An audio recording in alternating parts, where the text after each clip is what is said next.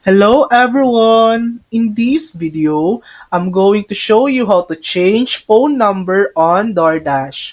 First, open the Doordash app on your phone. Tap on Me in the bottom right corner of the screen. Next, tap on Settings. Scroll down and select Manage Account. Here, you'll see your current phone number. Tap on it to delete your old number and enter your new one. You can also change your country from this screen if needed. After entering your new number, you'll be asked to verify it via code sent to your phone. Once verified, tap Save and that's it. Your phone number is now updated. Thanks for watching! If this video helped you, please like and subscribe for more helpful tutorials.